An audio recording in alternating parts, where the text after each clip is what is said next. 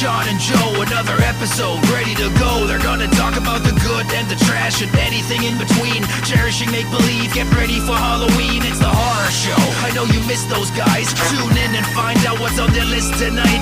They butcher and dissect, take apart and mutilate. Listen to your two favorite brainiacs communicate. It's the horror show. Hello, everybody, and welcome to The Horror Show, the show that dissects, mutilates, dismembers, and butchers all of your favorite and not-so-favorite horror movies and other horror-related events. I'm Sean. I'm Joe. Hello, Joe. What's going on? Nothing, man. We are getting down to the wire here. We are counting down the days until Scream 5 comes out, also just titled Scream. Yes. As I realized today. How you feeling about that? How am I feeling about it being over? Yes. I mean, it's not nearly as miserable as some of the other series that we've done. So it was a nice ride. I'm glad that we did it. Yeah. I'm a little bit worried about the tone in your voice of 4. I feel like you need to put a little bit more respect on it. What are your thoughts? Well, that's a great question. 4 is the best Scream sequel. Yes, thank you. Thank you. 4 is without a doubt the best Scream sequel. I don't care what anybody says. Dude. Like I get arguments for other ones, but 4 blew me away. So I had seen 4. I had it rated, pretty low score actually.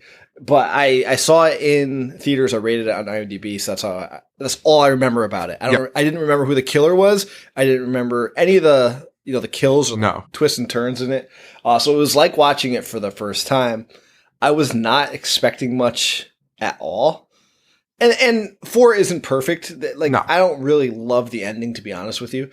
But it is much more, in my opinion, in the vein of the first one. Like, it's a legitimate slasher. They brought back the gore. They brought back kind of like the scares. Like, it had just a darker tone to it. And I really enjoyed it. There were moments in this movie that actually scared me, which I cannot be said of any other Scream, including the first one for me. You're not getting scared to Scream 2 or 3, right? Yeah. This is very atmospheric at times. Oh, man. This was so crazy good. And I had the same thought you did, which was I remember not liking it, and I don't remember anything else. And not a single thing about it I remembered. Yeah. And while Googling a little bit today, it seems like we're not the only ones. There were like 3 different articles that were basically like at the 10-year anniversary. Oh, yeah, because this is the 10th year anniversary of it. It turned 10 last year, yeah. Yeah, so in 2021, a bunch of articles had come out that were like, hey, remember how we all said we hated Scream 4? Well, we were all wrong. And so it seems like that was just like a general feeling at the time. And it was its lowest grossing. It was the lowest grossing Scream flick. So, yeah, I don't think there was much interest at that time. For me, I'll speak just for myself. Like, when I heard there was a new Scream movie, it was just kind of like, yeah, I'll go see it, I guess. And again, I didn't really like. I think they fumbled the ending a bit. Mm-hmm. Not even like the twist, just the events that happen isn't the most solid. But I did not remember it being like this deeply rooted in actual horror, as opposed to like campiness and meta-ness. Right. And I liked the remake angle of like explaining the rules of a remake. Yeah, no, man, I just genuinely like all of it. I love Hayden Panettiere also. She's good. That haircut is crazy because it looks like it's pulled back and then she turns her head and it's like, oh, there's just literally nothing else there. Yeah. So that's impressive. Scream 4 was behind the likes of, and this is something to be said here. Paranormal Activity 3 was the number 1 performing horror film in the United States, or maybe all time. I think all time. Then Insidious, Final Destination 5, and then Scream 4. Okay. So you can they were over it. They were over it, man. Like, and you can see where the trend was going, right? These more, I don't know what you'd call it, like lower budgets and, I don't know what you would call it. Like, I want to call it like teen friendly, kind of like, I don't know. I don't know. It was just connecting with kids younger than us, right? What year did Scream 3 come out? It came out in 2000. 2000. So 11 years had passed. Yeah. It's so weird. It's so weird what time does, right? Mm-hmm. Like, if you, like, 11 years seems like a long time. So you would think that people were all about that. But now that even more time's passed, 25 years has passed since the first one. Yeah. Now people are like, let's fucking go. I can't wait. Like, I can't wait for this Scream movie. So it's kind of like Limp Bizkit. We always talk about Limp Bizkit. Yeah. If Limp Bizkit released an album, 5 years after Gold Cobra, nobody would give a shit. But now they're like back and people are like, I fucking love Limp Bizkit. Like, it's just weird that you need to wait the appropriate amount of time for people to love you again. Before you come back, yeah, and people will love you again. Yeah, I know. I'm curious how this one does. Like, they don't have their, well, I guess they have their hopes set kind of high. I had read that they were looking for 35 to 45 million, which is right in the range of what they've always done. So they're not even expecting like the big turnout for the return. Yeah, I feel like it's going to do well. I think it has a lot of hype. So. Yeah. Yeah. They announced this one in 2008. The Weinsteins did, but no one was even connected to it yet. Weinstein's first sign up Kevin Williamson, who they still hate each other, but are constant. Dude, and fucking 11 years passed, and this film is still riddled with rewrites. Riddled to the point where actresses, or actors rather, or we just say actors for all of them, right? Is that what the rule is? Or I don't even know. Anyway, actors, quit after announcing that they were on national TV shows, late night shows. They announced that they're going to be in it. And like 2 weeks into production, we're like, I'm not doing this. This is fucking psychotic. Which is also funny. I think the time thing plays a part in it because like, at the time that the first three were coming out, it was like a different era, right? It's kind of okay to do it on the lam and make things up as you go. And now Hollywood was so different and like concise. Nobody has time for that shit. Let's go somewhere else. I don't think even then that it was even like that, dude. I've never read more messy shit in a movie than these Scream movies, which is nuts because like they have so much behind it, right? They have so much power behind it. Like, why are they being held over the barrel by like another production for Neve Campbell? Like what? Like, this is Scream. Like, drowning Mona waits, right? I've heard interviews with the guys from View Askew, like Kevin Smith and Scott Mosier, and they had a scheduling conflict with oh fuck, I forget Joe Silverman, was that his name? Joe Silverman, the producer. And so Chris Rock was blowing up at the time of Dogma, right? And there was a scheduling conflict, but they were able to like get Chris as soon as he left whatever project he was working on. It was like a major thing, right? It was like his first like big, like this is going to be Chris's big performance type thing. and it got delayed. And Scott Mosier, who was the producer for View Askew, was like, hey, we really need Chris. Like, because we're on a schedule too, just like you guys. And you said you'd have him available this week, so we planned everything. And the guy Joe Silver like on the phone and was like, you fucking idiot piece of shit. Do you know who I am? And he was like, he's not going to your fucking movie and he'll come when we're done. And he was like, okay, man, like I'm not that upset by it. And he was like, but like that's fine. Just let me know when he's ready. Oh, it was Lethal Weapon 4. Lethal Weapon 4.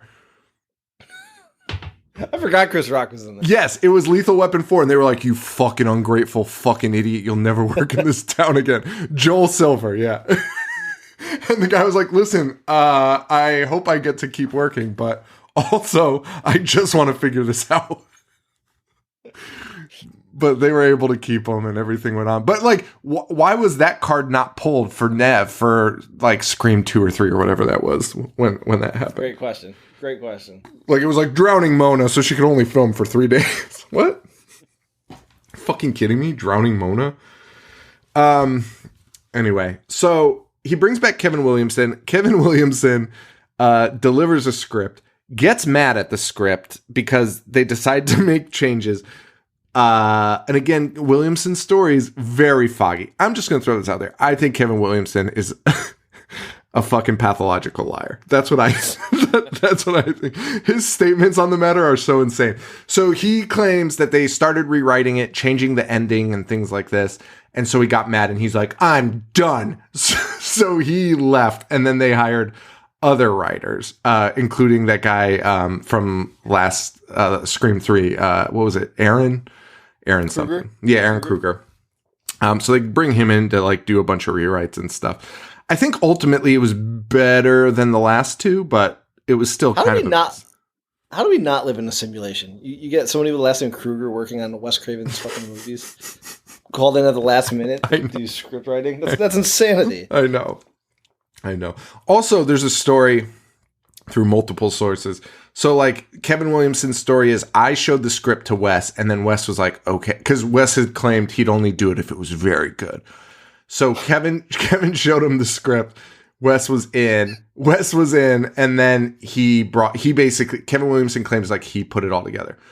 Thing is, Weinstein's announced this in 2008 before Kevin Williamson was brought on board, and apparently hired 3 of the writers that had worked on Scream, including Kevin Williamson, to write a script, and they were like, we'll just pick the best one, because like fuck this mess shit that we always run into. Like, this is fucking too much. So yeah, I don't know. And then also back to like Kevin Williamson being like, they fucking cut up my whole movie. Wes Craven's quoted as being like, oh no, this is like entirely Kevin's script.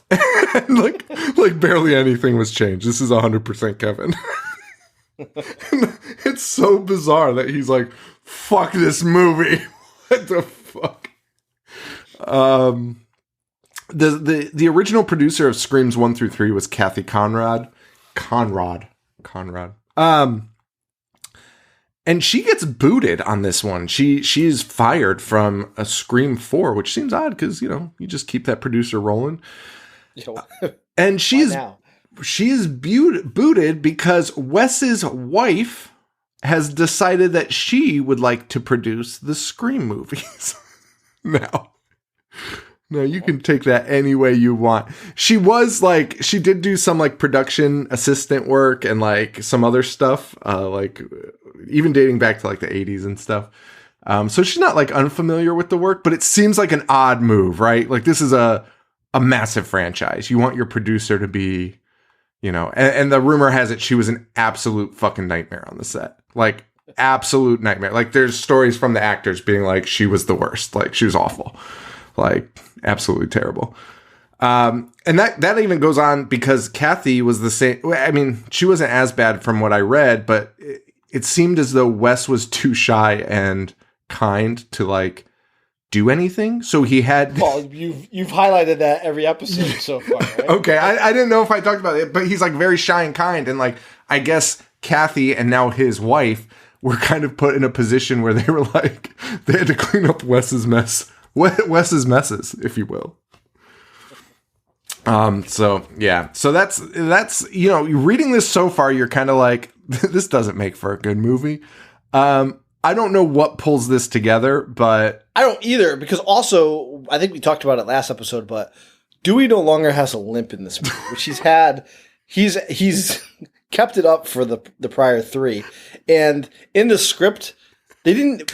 It's so weird to cut this out too, because in the script it just says his limp is non-existent. Years of physical therapy. Yeah, which is such a throwaway line, but I'm okay with it. But for some reason they cut it from the movie. Well, it would take no just, effort, dude. It wasn't even a line. It was just screen direction. Like, so if you were reading the script and and were curious, that's just what happened. All right, fair. So then I guess my problem is, why couldn't you just have a character mention it at one point? It's like, hey, Dewey, your limp's gone. He's running into people. Why did you ever put that in any of the movies to begin with? Dude, Courtney should have the fucking limp. Courtney's been stabbed in every aortic artery possible. They've all just been fucking run through the fucking mill. Yeah. that Kathy, she's an EP for this one though. She's an executive producer. She's also an executive producer on the 5th one. And Wes's wife is no longer involved with the franchise, so we will not see her. Kevin Williamson, I'm just going to harp on this guy a little bit more. He said, I want to write a story where you actually care about our characters. And it's a plot that you watch them walk through. It's not all about the next kill. It's not all about slice and dice. I was watching Saw 6 on pay-per-view the other night, and I was like, this is really just going from one kill to the next to the next. It's fun, but I want to tell a story. Well, that's funny, Kevin, because you had... well, I guess he didn't do 3, right? Well, although he was kind of involved. Why didn't you do that for the second one then? Like, what do you... He's saying this for the 5th one that's about to come out? No, the 4th one. Oh, he said that for the 4th one. Yeah. And it's like, dude, you didn't do that in 2. Also, like this one upped the kills, in my opinion. Oh, yeah, it did. What the fuck is this guy talking? I don't know. The Scream 3 writer Aaron Kruger was brought in during production to do rewrites. Craven said, look, there was a bumpy period when things shifted from Kevin to Aaron. I signed up to do a script by Kevin, and unfortunately that didn't go all the way through the shooting, but it certainly is Kevin's script and concept and characters and themes. Additional rewrites were made by Paul Harris Boardman. It was reported that the actors were not given the 140-page script. They only got 75 pages, which must be super fun as an actor. I'd be so mad. I could never do that. Kevin Williamson also said he wanted to bring Jamie Kennedy back, but he just fucking couldn't. Dude, that would be fucking nuts. Because he said, if I did that, then Scream 2 was a lie, you know? It's a false move. And 3. Well, but 3 already like rewrote the first 2, so what the fuck does any of it matter? Just bring them the fuck back. Although no, I'm actually glad. I don't know if you've seen what's his name? Jamie Kennedy lately, but I'm glad to not see that guy in the 5th one. Why, he's looking rough? He's looking a little rough. He's looking a little rough. Yeah, he did. There's some other articles that came out that are just kind of weird about him. But anyway, yeah. Yep. Scream 4 was nominated for Teen Choice Award for the Best Horror Movie, but lost to Paranormal Activity 2. Wait. Paranormal Activity 2? Well, it probably was like an overlap because it's the Teen Choice Awards. It's not like... Yeah, but part 3... But it might have come out after. That might have come out after in that year of 2011, you know? That's fucking nuts. We just did this on our Patreon. I don't get any of this. Oh, yeah. They're nominating albums from fucking 2 years ago. None of it makes any sense. Oh, man. Yeah, and then a little background here, too. You already covered Dewey's Limp, but CGI is also the newcomer to Woodsboro in this one. I don't know if you could tell. Did you? Not really, to be honest with you. Oh man. So I think it was actually done like kind of well, but there was no knife on set. It was all CGI. The knife was CGI'd. Which seems extreme. Wait. Is that true? Because I sent you that gag reel. So real quick, there's a gag reel for Scream 4. Oh yeah. And Wes just keeps scaring the shit out of people. That was his like gimmick for the entire shooting. And he would have actors open doors or like look into closets, and there would actually be somebody in there in the ghost face mask, and the reactions would be genuine. Didn't make it into the movie. He was just doing it to be a fucking menace. But he would get everyone. But they had knives. Like Anthony Anderson has a whole bit on that gag reel where he's getting stabbed in the head, and it's one of the knives that, you know, it looks real and then it pushes in. Oh, that's fucking weird. Because they claimed it's all CGI and they did not have any of the push-in ones. I mean, it's in the gag reel. That would be nuts if they only used it to like fuck with people. That's I mean, that scene is in the movie, so I would assume they probably had the real ones out. Maybe they swapped them out for some of the more intense. Although that Anthony Anderson scene's like the most intense fucking stab. The most intense, it goes right through his fucking eye. Fucking crazy. I don't know, man. That's interesting. But But the CGI is definitely there. The blood, they do the CGI blood through the shirt. You can definitely tell. But honestly, still better than fucking like, you know, it's CGI and shit we've covered. So God bless them. What else? I think that's the all. The first Scream movie to not feature Red Right Hand. Thank fucking God. I fucking thank them. It's part of the criteria to moving it to the second best Scream movie. Oh man. All right. Well, that's about all I've got, I think. Oh yeah, Lauren Graham was the one that dropped out, right? She's from Gilmore Girls. Gilmore Girls. She was gonna play the Nev's aunt, but dropped out. Dropped out after rewrites. It's also weird. I actually went through the. It's crazy because, dude, that role is on screen for like, I don't know, 7 total minutes. Well, like that's where I'm curious about the rewrites because I feel like she probably had a bigger part, and then suddenly. Oh yeah, that's why. Yes. By the way, you're not a part anymore. Yeah, you couldn't matter less in this movie. So little that I was actually confused about who she was in relation to everyone. Yeah, no, I'd bounce too. All right, you ready to hop into this flick? Yeah. All right. Oh, and also we have emails from fans that like sent us Scream moments. Should we save that for the end? Yeah, let's do it at the end. Oh, wait, should we save it for the end of 5? Because I feel like we're going to talk less about 5, right? Yeah, we can do it for 5. All right. So guys, if you want to send in your Scream moments and memories, send them over to me, Sean at IHateHorror.com. I have all of them that you've all sent. We'll pick out some of the best ones. I love them all. They're all great. Thank you all for sharing them with us. But let's share them at 5 because 5 is in a theater, so it's going to be tough taking notes. So... You know. Are we going together? Or are you? What time are you going? Fuck. I'll send you the time. Southington or Wallingford? That's a good question. Now, I usually go to North Haven. But fuck that. I know. I'm an idiot, but I'm like, I like it there. I don't know. Nah, it's a great theater. It's actually like out of the 2 Joe named, it's like the cleanest, nicest one.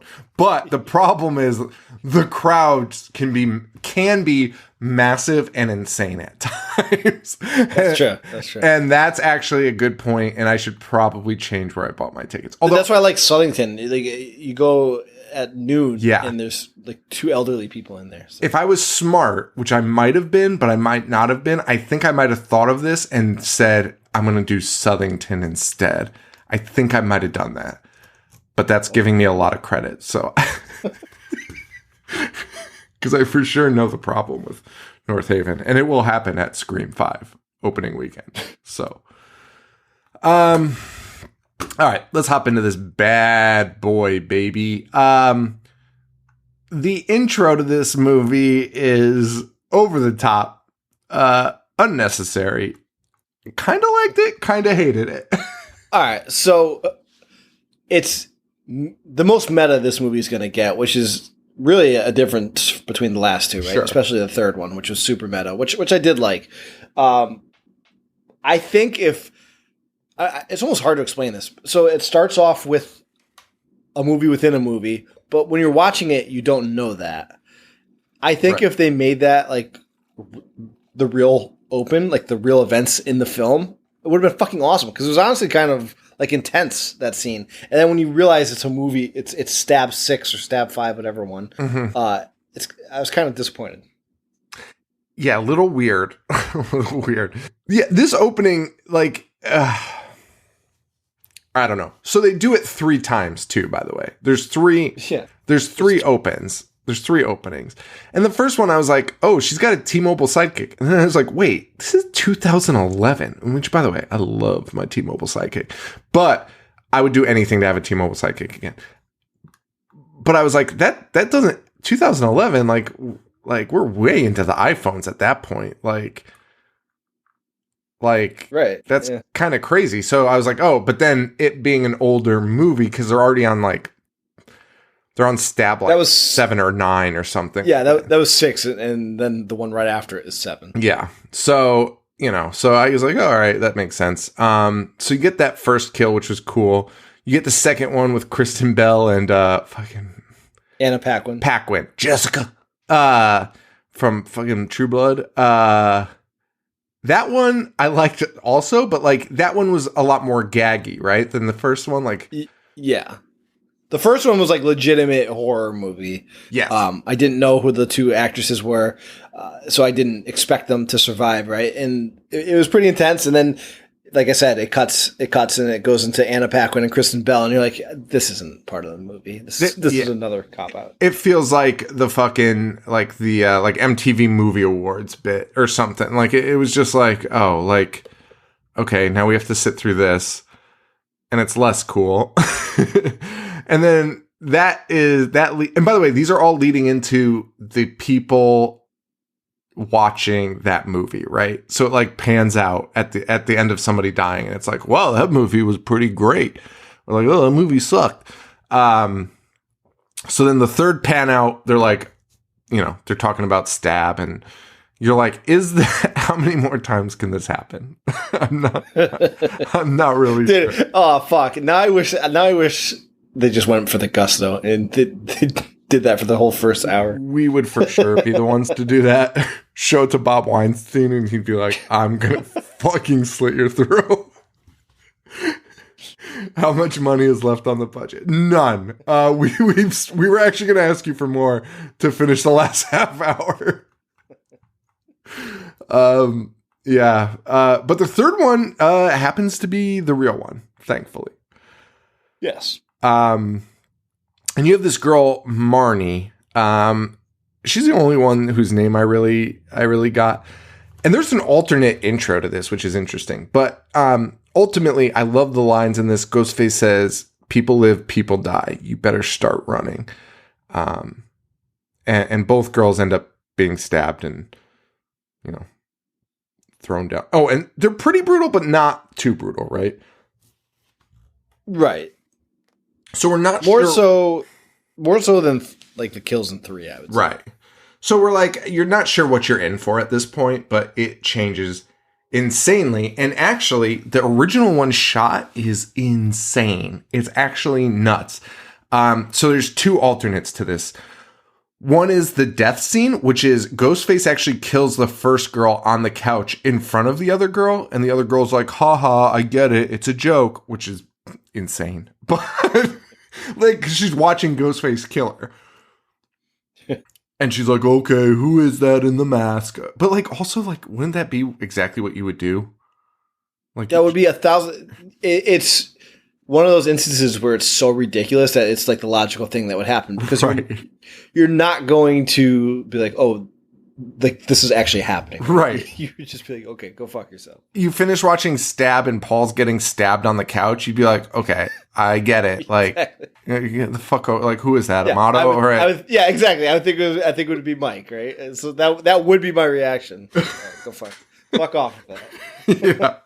Yeah. So that was the alternate to that, and then Ghostface does the same kill on the girl there. But then there's a second alternate to it, which is there's an addition where Dewey and Judy Hicks, who we'll introduce here shortly, they find the bodies, and one is hung by the like ceiling fan or something, like with her fucking guts hanging out, and it says, "What's your favorite scary movie?" written on the wall in blood.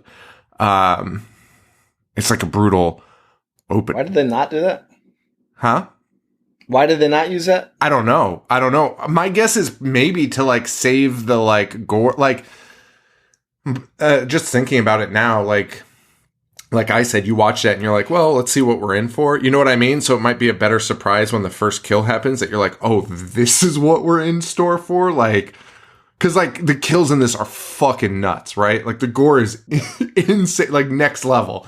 So I feel like they wanted maybe to like wait for that. I don't know. I that's just my guess, like just based on my reaction to it. Because like if you busted that out in the first fucking 30 seconds, you'd be like, oh shit. Although actually, yeah, they should have done it. Yeah, I mean, it is hard to like live up to, like Green Inferno, the Eli Roth movie. Yes. That first kill is great, and you're like, oh my god, so pumped for what he's going to do next, and then it's ultimately disappointing. Yeah. So probably for the best. Yeah. Flashes Scream 4 on the title. Get some song. And we see some terrible...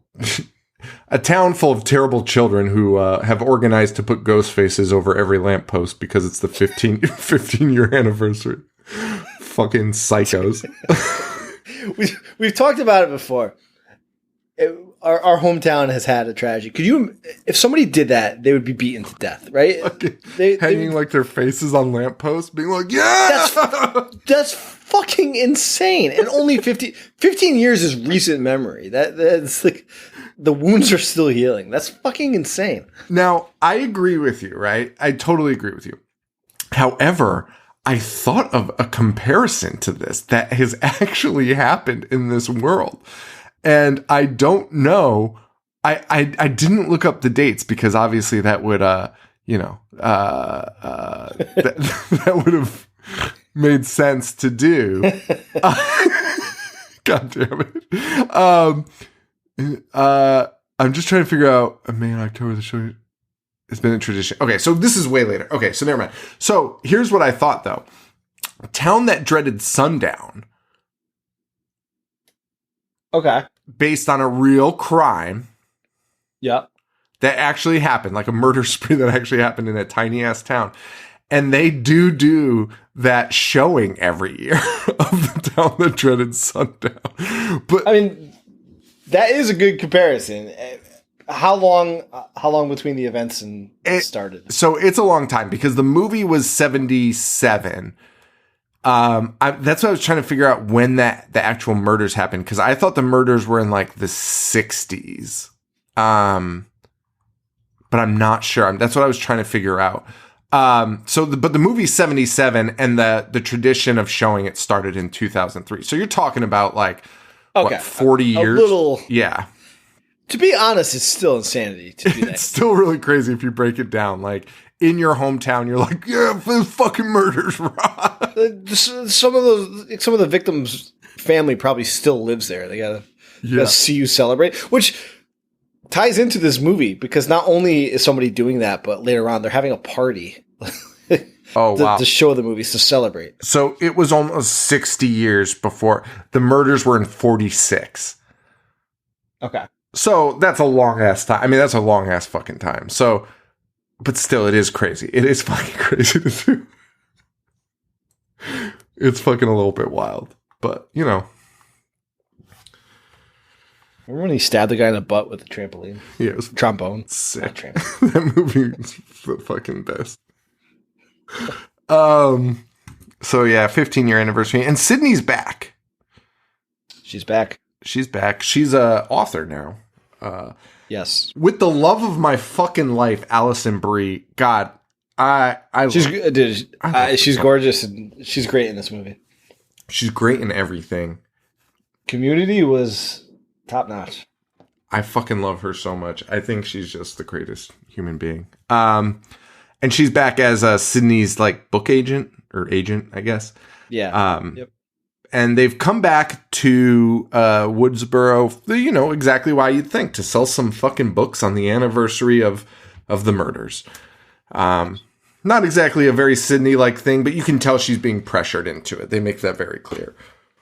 Yeah, and it's a self-help book, so it's not like she's exploiting anyone. No, she's not doing the old Gail Weathers thing. And speaking of Gail, we see them next for the first time. She's back. She looks great. She looks great. Thank God that fucking hair is gone. But yeah, she does look good. And her and Dewey are together to start the movie fucking finally. But what's sad is they are, of course, separated in real life at this point. In real life. And they still have great chemistry. And in that gag reel, he's like pissing in that toilet in front of like. It does not seem like they're separated by any means. Yeah, I guess there were some issues on set, but like not many. And they say like that they got along really well. And like they were separated. They weren't divorced yet. They would get divorced like a few years later. Yeah. But like, you know, it's just there's some scenes in that I'd be like, I'm not doing this scene with him. Like specifically the end of the movie when she's like, they have like that heart to heart, and it's very like, because again, as usual, Dewey and Gale hate each other. Even though they're together to start the movie, they immediately fall out like as soon as the movie starts. So they're not getting along in this movie, and they kind of reconcile at the end. And it's like a real poignant thing. And it's just like, oh, fuck. Like they were actually going through some shit. Imagine like looking that person in the eye and be like, I love you. I have your back. Like, oh, fuck. Yeah. Like I'd be like, I'm not doing that. Get a fucking stunt double to do it. But yeah, so they're back. They're together.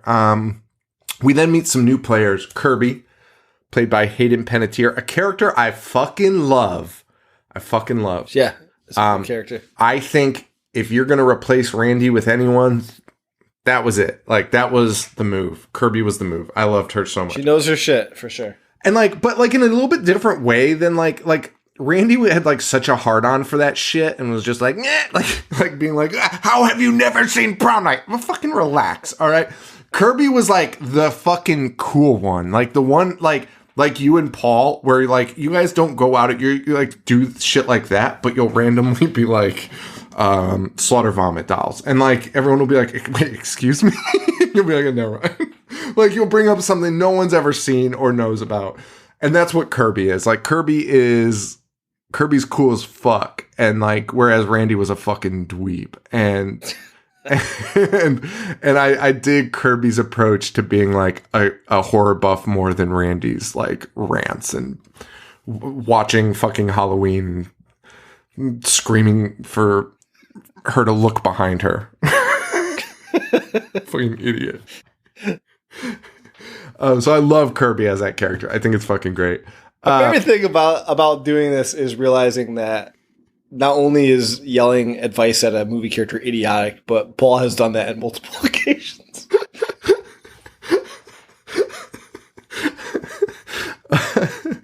Paul, like, yeah, Paul's something. I don't know. I was gonna.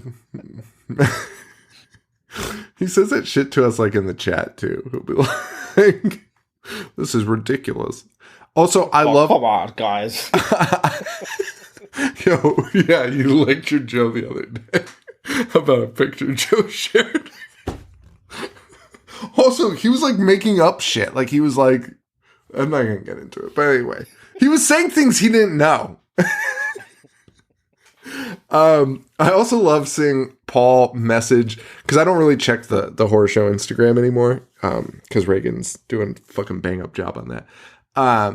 But like I still get the alerts, and it's so funny when I see Paul respond, and I'm like, dude, like how does he not know that that's not me yet? Like, and fuck, I gotta bring it up because Reagan was like, I'm putting this on unread so Sean can read this. Fuck, hang on. Oh fuck, I don't have it on here.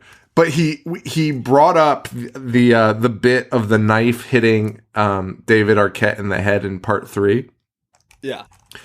And he said, fuck, I want to read it verbatim. Let me just see if I can pull it up here.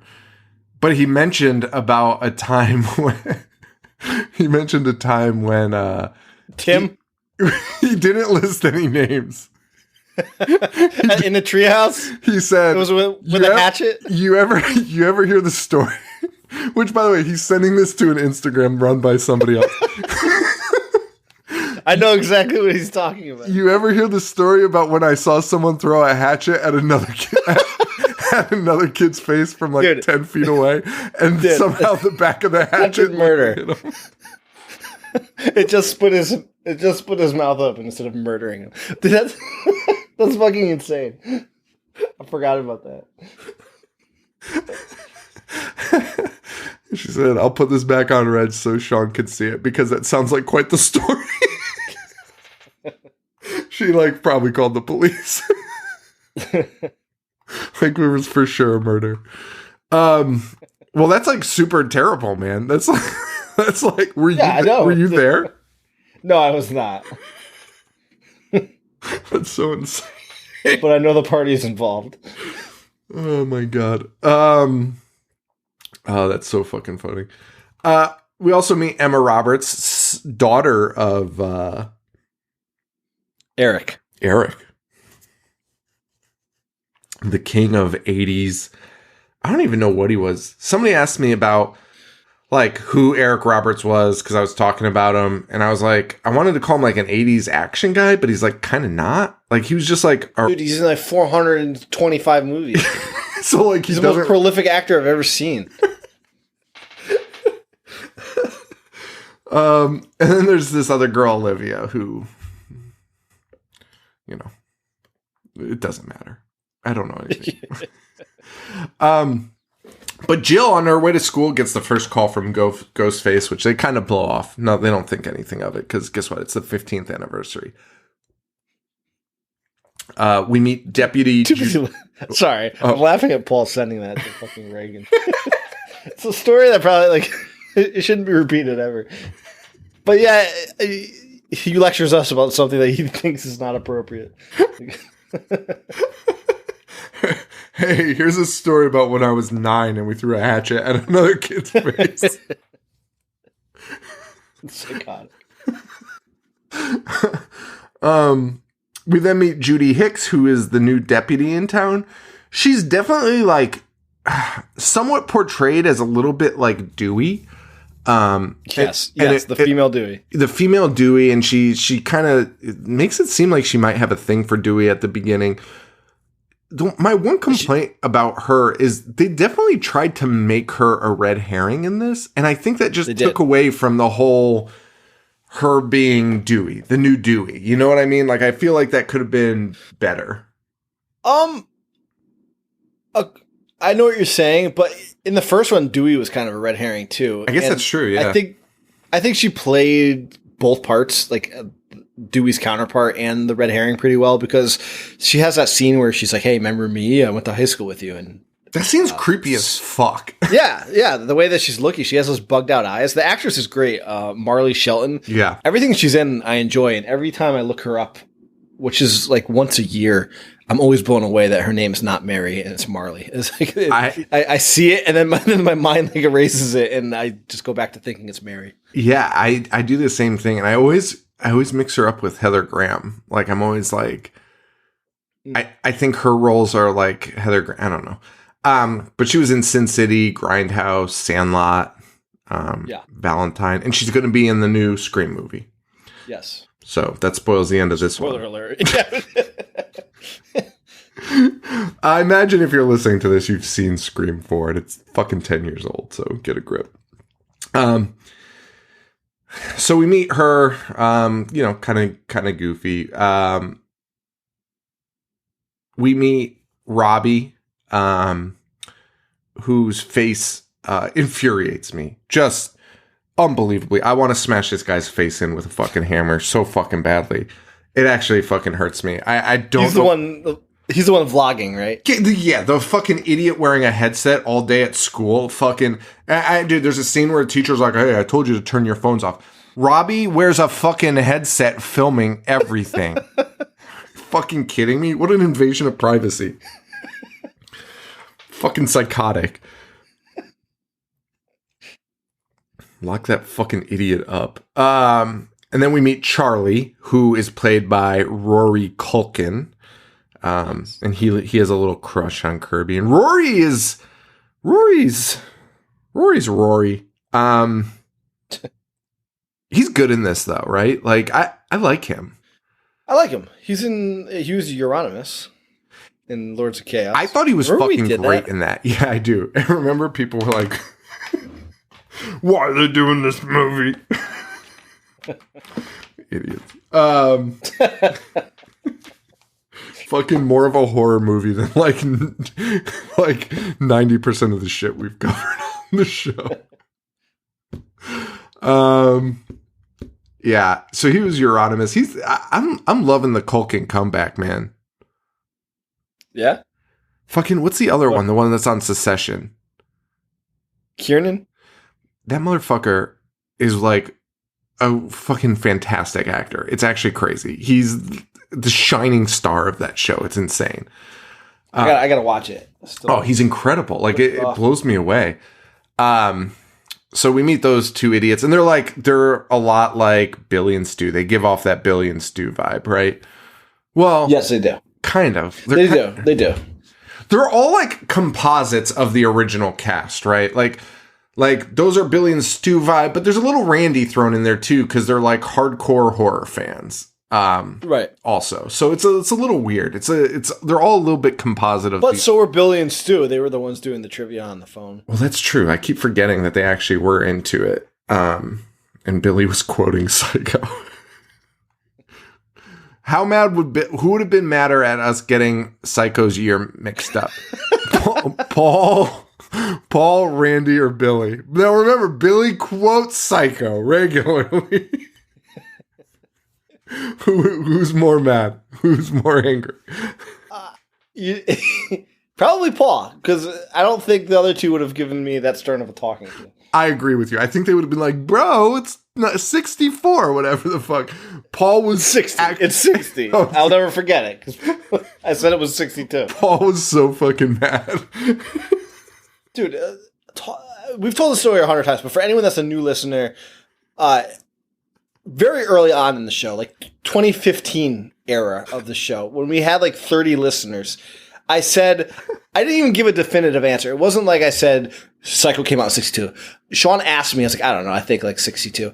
The next day we were doing bar trivia, and Paul, not in his like typical like brash loudmouth, cussed me out. He like pulled me aside being like, you sound like a fucking idiot. Like, you got to get your shit straight. Like, you don't know when fucking Psycho came out? You have a horror show? I'm like, dude, it was a passing comment. It's not like I did any research, like made a claim. I made a mistake. He's like, come on, man. It's a fucking classic. It's Hitchcock. Your fans deserve better. Fucking relax, guy. So yeah, he was way more bent out of shape than Billy or Randy would be. I mean, maybe Randy would have done the same because Randy is Paul, right? Yeah. I mean, if anyone, it's Randy. I think that's it. But even Randy, I still would be a little bit softer about it. But although Randy was screaming at people for not saying prom night, about the rules of prom night. So, no, it probably would have been the same. Yeah, it would have definitely been the same. Oh my god. So yeah, this is who we've got coming up in our cast this year.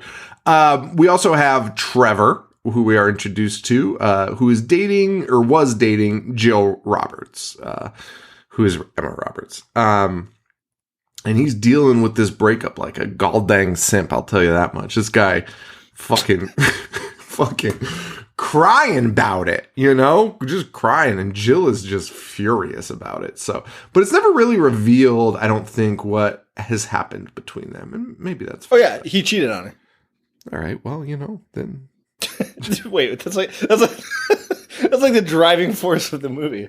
Hey, listen, I she explicitly states it like multiple times. Yeah, but she's always like listing it. I just like tuned out. I was just like, it sounds like when I get yelled at by the women in my life, and I just end up having to be like, I don't know, I'm in trouble. I'm sorry. She's just like, she's like, every time she talks about it, it's like a list of things. She's like, you broke my heart. You stopped talking to me. You did this. You did that. And then like, ultimately, Well, I mean, so she is giving you an explanation. Well, yeah, I guess, but no gory details is what I'm saying. There's no. I want to know who Trevor's fucking. Yeah, all right, fair. Who's she Trevor? Does not do that. Whose cheeks are Trevor? Is Trevor clapping, baby? Fucking high schoolers. I don't want redact this entire thing. I don't want to find out about high schoolers clapping cheeks. Gail and Sydney reconnect at Sydney's autograph signing. Gail's trying to write her own book again, having trouble. So she goes to check in on Sid at her autograph signing, but that's interrupted by Dewey and Judy, who have traced a phone from a crime scene to this area. Now, we did not know that they had really found the crime scene yet. Right. is a kind of our introduction into it. And we also Dewey gets a call. It's like when he's with Courtney, he gets a call. Or he's now a sheriff, we know, because the word sheriff is plastered on the top and the side and the back of his fucking car. It's honestly, I've never seen anyone have their job title listed that many times. Like in case he forgets. Insanity. Which is fair, though. We know that he's going to a crime scene. Like, the office pooled together the money to do that. They were like, he keeps forgetting he's the fucking sheriff. We got to get this body wrap put on his car.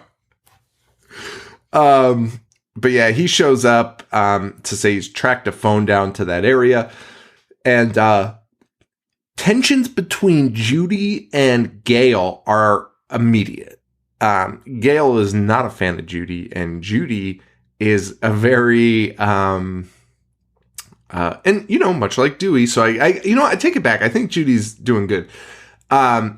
Judy is just like Dewey in the sense of like she follows the procedures, right? So like very by the books. By the book. Gail is not allowed to like do certain things because it's a crime scene, or like Gail's not allowed to do that.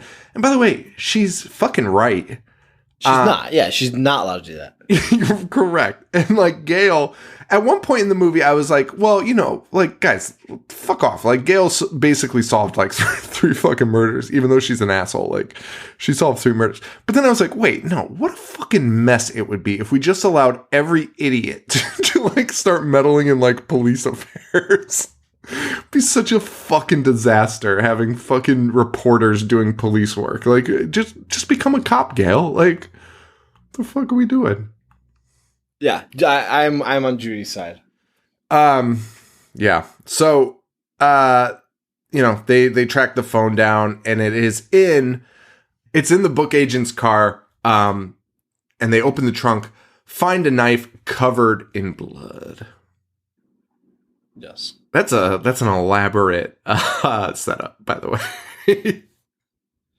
Also, I feel I've already said I think this is one of the best sequel.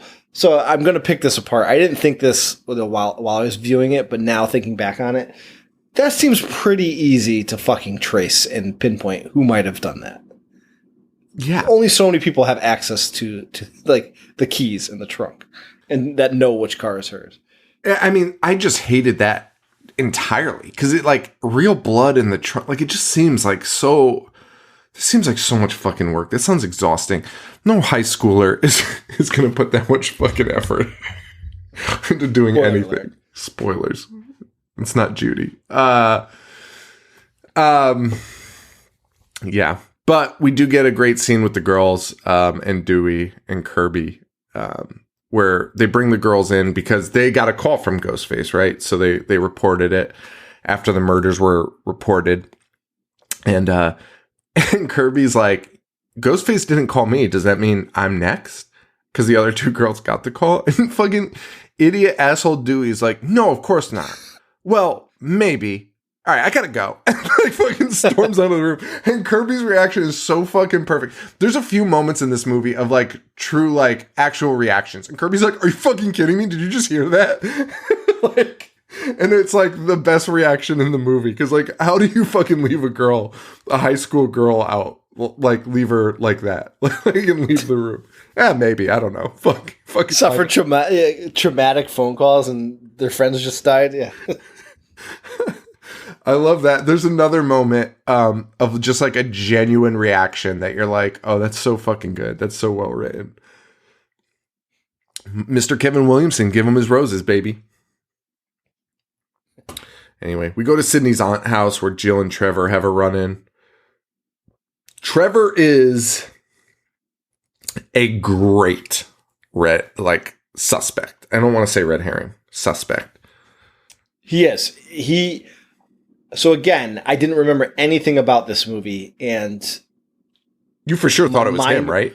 My mind was like, he seems too obvious, but maybe it's a throwback to like the Billy Loomis character, and He's such a creepy weirdo that it would make total sense that he did.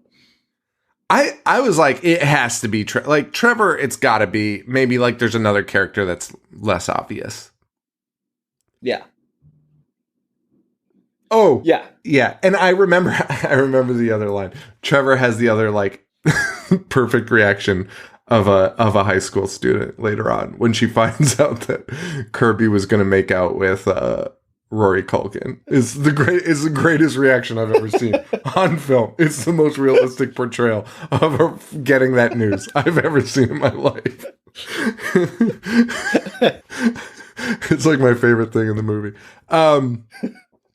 Yeah, so we get that. We go to Sydney's aunt's house, where Jill, who is her cousin. Oh, I already said that. Yeah. So, but we're establishing that's basically Sydney's home base for the movie is the aunt's house with Jill, right? Right. Because Sydney's now a suspect. Sydney is a suspect, and rightfully so. She's no stranger to killing people. Sydney is a murderer, right? Sydney might be classified as a serial killer. Sydney has a higher body count than like most rappers that brag about killing people. Like her body count's out of control, and all in hand-to-hand combat, by the way. All very most of it is very like interpersonal. Right. Okay, that's a better Stabbing. way. Yeah. So if she's not stabbing them, then it's somebody that she knows and loves that she has to shoot. Which is crazy. Like, look dead in the eye and shoot. Jesus Christ. Fucking Sydney. Yeah. Anyway. So Sydney and Judy. Who the fuck is Judy? No. What? Oh, Judy Hicks. I don't know why. Cop. I don't. Sorry. What's happening? I'm confused. So, Sydney and Judy have a run-in in the house, and this is the scene we talked about where Judy's like, "Remember me from high school? I was one of the Lost Boys." You're like, "Oh, one of the creepiest scenes ever." And then Sydney's like, "No, I don't," which is like the worst thing you could say to somebody that's looking at you like that. But oh yeah, at least humor them and be like, "Yeah, of course, dude, she was standing in the shadow of the corner of the house, and it's like, remember me when I played a Lost Boy?" Dude, you just say yes to that. What are you doing? Yes, you did a great job. You were fucking phenomenal. I always wanted to be your friend. Anything. Instead of be like, "No, I don't," and then her be like, "Well, you've been under a lot of stress." Like, she's a great red herring. Yeah, it's fucking, that scene's creepy. Olivia lives next door to Jill, so they can see each other from their window, and Kirby's with Jill, and they get into like a little thing where they're calling each other, high school stuff. But they get a call from Ghostface. So Jill is on the phone with Olivia, who is next door, the house next door. And Kirby gets a call from Ghostface on her phone and assumes it's Trevor, but is like a little bit bugged out. And Ghostface says, "Open the closet door." And she's like, "What the fuck is going on? Like, this isn't real." And because like when we watch this, like for the show, you have to think about these things, right? Like to either make a joke or point out or something. But I was like, dude, if he's in the fucking closet, like, how would she not hear him talk? You know what I mean? Like, I was annoyed. I thought the same thing. Because so many movies do this. And it's like, how do you not hear it? Yes. I can't whisper in my house without my son being like, "What'd you say?" And me being like, "Don't worry about it." So he's saying, "Open the closet door." Kirby's like, "You're not in there." But it's like a very tense situation. It's great. Opens it. And he says, "I never said I was in your closet," which is weird because he did say, like, "Open your closet door," but that's fine. You're calling another person. But granted, let's face it, the people that are writing, like the characters that would have been writing this, probably would have done something like that. Like, yeah. Thought that was super fucking clever. I never said it was your closet. And Olivia next door gets the fucking shit beat out of her. Just absolutely destroyed. All while her two friends have to watch. And they watch it from the window. Yeah. Yeah. She gets stabbed through the hand first, then the back, and then is just massacred on the bed. Yes. Absolutely just fucking destroyed. And then thrown out the window, face first out the window, So she's like slumped over the windowsill, and then fucking Ghostface flips her over for them to see. Yes. And the room is covered in blood. Yes. I loved it. This movie's way bloodier than the other sequels. Joe, the room looks like something out of like Nightmare on Elm Street, right? On Elm like, Street, when Johnny Depp gets eaten. Yeah. It's fucking blood all over the fucking room, and it's just absolutely nuts. Just absolutely crazy. And Sydney ended up seeing this too because she's staying with Jill, so she had run up to see what they were screaming about. And it's just crazy. And then Sydney runs next door, which not the best move, seeing as though everyone wants to kill her all the time. But she runs over there, and we get a fucking cut of like Olivia's intestines on the fucking bed. Yeah. That shit is insane. It was insane. And she definitely runs into the killer there, right? He shows up to do exactly what I said. They get into a giant fight where Sydney knocks him out with a kick, a kung fu kick. He disappears into the night. Just scurries away as her back's to the body, right? Yep. Solid fucking, like our first like real fucking kill of the movie. The Ghostface in this one, not only is he more vicious with more blood, more gore, but he's way more vulgar with what he says on the phone. Like how he, in the first one, they say you're going to slit your throat or whatever, but what he says in this one is fucking insane. He does.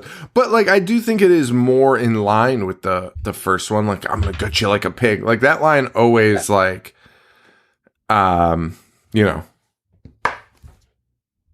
line always gets me. There's a few lines in this that get me though with Ghostface. He's fucking nuts. Nuts. Yeah. There's a strain in Jill and Sydney's relationship. I don't know why. Jill like Olivia called her the angel of death, so Jill's like kind of feeding into that, and it's like everywhere Sid goes, people die. Which, by the way, they're not wrong. It's not wrong. Yeah, it's a reasonable thing. Like if I had a cousin who for the past 15 years has murdered multiple people that I'm also related to, and has been stalked by multiple killers, it's fair to be like, I don't want you around me. Like, you are the biggest bad luck charm I've ever seen. And it's more than bad luck, right? Because like they're following Sydney for a reason, which is fuck, man, 3 really fucked shit up in this universe. Why you say that? Because like if all the other killers were involved, like why was everyone after Sydney? Like it doesn't really. If they were after Sydney because she became like famous and they were like trying to reenact Scream or Stab, if you will. Well, three was just the mommy issues. Yeah, I mean, that's fair. But that rewrites fucking Billy and Stu. Why does it rewrite them? Because the brother was the one that like told them to like kill her. Well, no, he showed them that her mom was sleeping with his dad, which set it off. He didn't like. He even says in part 3, he didn't tell them to kill it. He just wanted to like fuck shit up. So he showed them that they were having the affair, which then set him off to do the murder. So he's a direct root of it, but I don't think it changes anything. Okay. I don't know, man. Why then Sydney is the worst bad luck charm of all time, and she should probably be locked in a fucking asylum. Well, she should for sure. Like I said, she could be classified as a serial killer at this point. Sydney, yeah. So yeah, that's that. So there's a restraint in that relationship. Gail is chasing the case, which is now her plot point. And that's where I realized I'm going to take my statement back about, because I had originally been like, no, Gail helps solve crimes. And now I'm like, because it's just like she's all over the place. She's like, I'm going to fucking solve this fucking crime. And you're like, all right, well, fucking take it easy. When both Dewey and Judy are like, please, like, just let us Just let us find some leads on this. And there's a moment. Bullshit. There's a moment. Actually, it's coming up, so I'll save it till then. But there's a moment where she like tries to rub something in Dewey's face, and it's just like that would not have like Dewey letting you investigate would not have stopped this from happening. But yeah, so Sydney's agent is fucking nutty, and like she hears word of the murder, so she's like, I got you on, like she booked her on all these television shows, and she's ready to like go, you know what I mean? And if there's opportunity there, to yeah, get some money. And if she was supposed to be a red herring, she wasn't a very good one. I don't know if she was supposed to be or not, though. But you know, probably a slight one. It's a new character who has something to gain. Yeah. Sydney fires her though immediately, and then if you thought that was the setup to her being a red herring, because that would be cool. Ghostface calls her as soon as she starts walking into the garage. And a line that like I was like, that's fucking tight.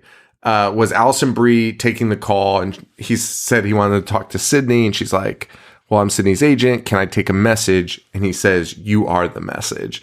And I was like, that might be the tightest Ghostface line he's ever had. Like, all of these kills in all of the movies are a message to Sydney, essentially. Like, right. Yeah. And so for him to finally be like, as if he's one person, but for the character to finally say, you are the message. I just fucking love that.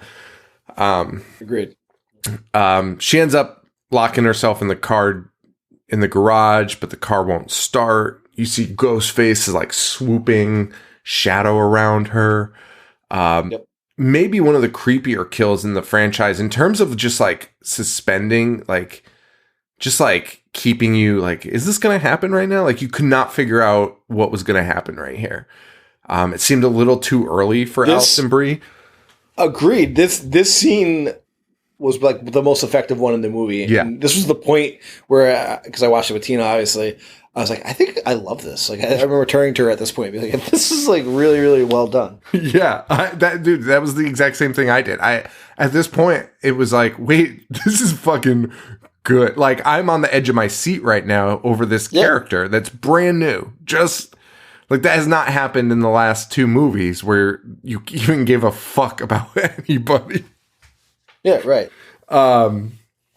And so, yeah, so she loses sight of Ghostface. She tries to make a run for it, and she's caught and stabbed in the parking garage. Yes, bummer. That's not all. That's not all, because down at the bottom of the garage is Dewey holding a big old press conference. And Alison Brie is fucking thrown off the roof of the garage and lands directly on the news van. Yes. What a fucking moment. Throwing the body from the most like taunting the police moment in film. Like, I love it. And then everyone started chanting "Evil dies tonight" and marched into the hospital and killed a handicapped man. Fuck, you know. I hope that happens in part 5. Chanting Ghostface dies tonight. It can only be delivered by that fucking guy, though. What actor is that again? Oh, the one who plays Tommy? Yeah, Tommy. Yeah. Anthony Michael Hall? Yeah. Bring that motherfucker back. I just searched "Evil Dies Tonight," and somewhere on the internet there's a Reddit post about a guy complaining that "Evil Dies Tonight" is not cringe. I like it, and it's a pretty good line. And then, I mean, maybe if they said it once, I'd be okay with it. But chanting it for 45 minutes. Then the first guy that responds is said, "But Evil didn't even die that night." Only innocent people and a mob of hysteria-filled victims. That's fucking incredible. No, that doesn't happen. Instead, what happens is Gail goes up to Dewey, who's like, goes up to see who just got fucking thrown off a fucking garage. He checks on her, and Gale walks up to him and is like, "It's all under control, huh, Dewey?" And then like storms away. He fucking, Jesus, takes a fucking, the fucking hits keep coming, buddy. But like that's a line where I was like, that is the last thing you need to deal. A fucking corpse just got thrown on top of you from top of a parking garage. People are being picked apart. You're giving us press conference, and it gets interrupted by that, and then you have to deal with her coming and saying that. Your wife being like, "I fucking told you, you fucking idiot." And also, there's nothing that giving Gale information would have caused to have stopped this murder from occurring. Exactly. So it's not like, it's so weird.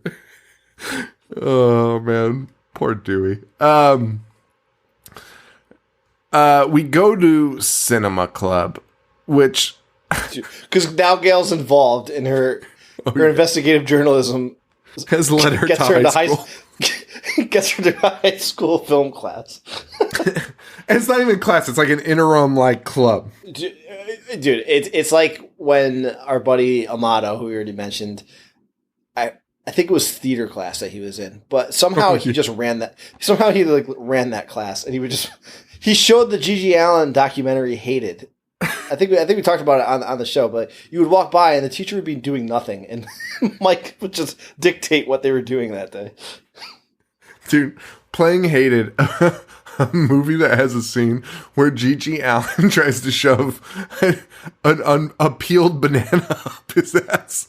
Which fun fact? I was in the room when that scene was on, and the teacher was like, "Hey, Mike, you promise this is appropriate for school?" Did no vetting and just took Mike's word. This was the end of the year, so he knew Mike by then. Like, there's no reason to take his word for that. By the way, Mike within the first few hours of you know what you see. What you see is what you get with Mike. It's awesome. I'm not bashing Mike. No. It's awesome. But Mike was like, "Oh yeah, it's totally appropriate." And then the teacher just sat in the back and did his own thing while we were all watching it. And then he looks up while this banana's being shoved up his asshole. He goes, "Oh, come on, Mike, you promised me." Because that scene lasts way too long. The fact that Gigi Allen didn't realize that unpeeled bananas were soft and you couldn't just insert it into your ass. You have to shove it in with your fingers. It's the craziest thing I've ever seen. It's a mess. It's a fucking mess. Even Gigi Allen was probably disappointed in himself in that moment. So yeah, we go to Cinema Club, which is, by the way, the hottest cinema club in the history of the world. Fucking Hayden Panettiere and fucking what's the guy's name? Fucking the Robbie? No. God damn. I mean, even listen, I hate his fucking face, but yeah, he's fine. He's an attractive dude. No, the other guy, the boyfriend. Trevor. These are handsome and beautiful children. to cut that out. What I'm saying is, it's just these people don't join film clubs, is what I'm trying to say. We I would have loved a film club like this. Hayden Panettiere talking to you about horror movies? Are you fucking kidding me right now? Fucking lose my mind. But yeah. We didn't have film club in high school. No, we did not. I mean, I didn't have a film class till I was in college. They had anime club. They had anime club in the high school. They did? I didn't know that. Yeah. Sounded like a great time. Just kidding.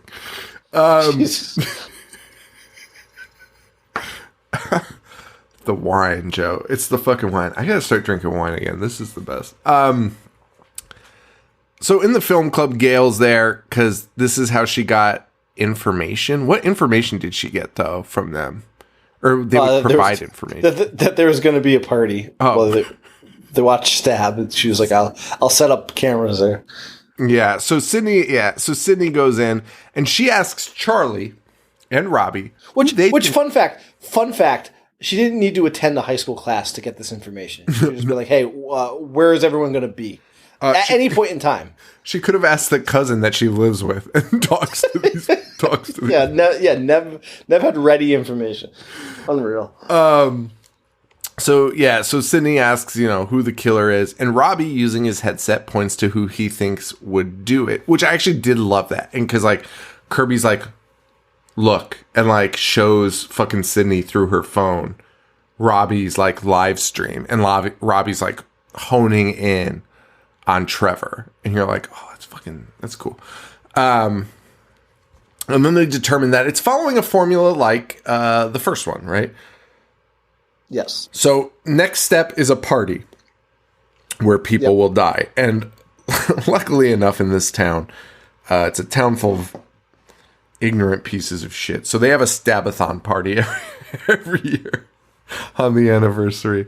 And it's happening tonight. And another great quote, I think it's from Rory, where they're talking about the party scene, right? The ultimately the end of the movie. And he says, the guaranteed third act main cast bloodbath, which I just fucking dug. And it's really just talking about Scream 1, right? It's just that's what Scream 1 was. Yeah. Now, I just want to note here, and again, this is where we can pull this apart a little bit and make fun of it. Charlie tells Gail, because Gail's like, well, where's the stab-a-thon party? And by the way, they're watching 7 fucking movies in a row. It's 14 hours. What? Okay. It's 14 fucking hours. And Gail's like, where is it? And he's like, listen, I can't tell you that because it's a super exclusive email invite only. If you're not invited, you can't fucking come. Cut to the party. It is the biggest party, loudest party I've ever seen in my fucking life. Everyone in town would know where it was. And there's even scenes later where, Kirby goes there and calls Jill, and it's like, oh my God, Trevor's here. And she's like, why is he there? He doesn't even like that stuff. So apparently everyone just got the invite, except Gail, which also fair enough. Fair, because she's not a high schooler. Fucking narc. So that's that's fun. But Gail does get there, and while wearing a ghost face mask, starts planting cameras again. A little nod to the first film again of her planting the cameras at the party. And I like that they acknowledge. I don't know if they've done this in the past. Have they ever acknowledged that Robert Rodriguez was actually the director of Stab? Or was that just he actually directed those scenes? Because he did direct those scenes. So, yeah, it was a homage to when they showed it in part 2, because he did direct those scenes. And in this one, it says directed, or a film by Robert Rodriguez. I thought that was so fucking cool. Yeah. That was awesome, dude. I fucking loved that. Robert Rodriguez, by the way, directing the Book of Boba Fett. Or at least the first episode. I still haven't watched it. Yeah, well, you'll know it's him immediately, because I was like, that's weird. This seems like a Robert Rodriguez thing. And then it was. Dude, there's a point where it's just shot on super grainy, Super 8 film. And it's constantly playing Western music throughout it. So I was like, that's weird. That seems like a lot like Robert Rodriguez. And he directed it. So, well, there you go. Gail has these cameras on for about 30 seconds before Ghostface fucking turns them off. And she's like, huh. Ghostface knows immediately. That's probably not a good sign. And she calls Dewey. And Dewey blows her off, which is weird. Because she's like, I'm pretty sure the killer just turned off all my cameras. So this results in Gail and Ghostface having a showdown as she goes up to try and figure out what's going on with the cameras. And she's stabbed in the shoulder of all places. This showdown was a little rough for me. She could have killed Gail here easily. Yep. Gail dead to rights. Nothing even stops her from stabbing. Because Dewey fires shots, but that's not until after she's already stabbed Gail. Or they've already stabbed Gail. And Dewey shows up to save the day. Worst shot in the history of the world, maybe? Like, Tina said the same thing. How is he that bad at shooting? dude, it is like the cleanest shot to shoot Ghostface, and he like pings it off of like a can like 10 feet away from Ghostface. Scare him off like a raccoon. But Gale did find, after being stabbed, Gale did find that Ghostface had set up cameras of his own and was filming her. So the killer is making his own movie, according to Gale. Yes. According Which to they in that school scene, they talked about the remakes and how this killer would be, doing a remake, which makes sense. Yeah. Because the events happened 15 years before. So I like that tidbit. Yeah. And we haven't talked about these two yet. Anthony Anderson and Adam Brody are in this movie as police officers that are guarding the house. Yes. And they've been in and out for most of the movie. But they both get got here. And this Anthony Anderson scene is actually like fucked up. Like it's crazy because Ghostface, as Joe mentioned earlier, stabs him in the fucking forehead. Yeah. Now, this scene is fucking perfect until the very fucking end of it. Because I think it's crazy. Like, and I read that Wes Craven had like seen a documentary of somebody that got stabbed in the head and like walked himself into the emergency room. And I mean, he ultimately died, but like was able to walk, right? And like that shit like bugs me out. Yeah. And like being alive and knowing, I don't know, it's just fucking gruesome. So Anthony Anderson like gets out and walks away.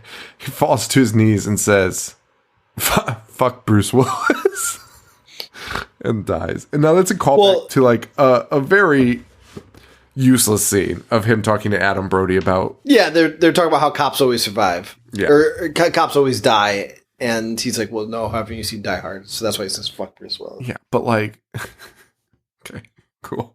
Those are your last fucking words, like. Like, not like, oh man. While this is all happening, though, Sydney's still inside the house and gets a Ghostface call who threatens her family. So she immediately is like, they're going to kill Jill. Goes up, check on Jill. Jill's gone. Yep. She snuck out to the movie marathon. So they go to save. She goes downstairs, gets her aunt, and they're like, we got to go save her. But now there are two ghost faces for sure stalking the house, right? They go to the back door. There's a ghost face. They see the reflection. They run to the front door and Ghostface is running up to the front door.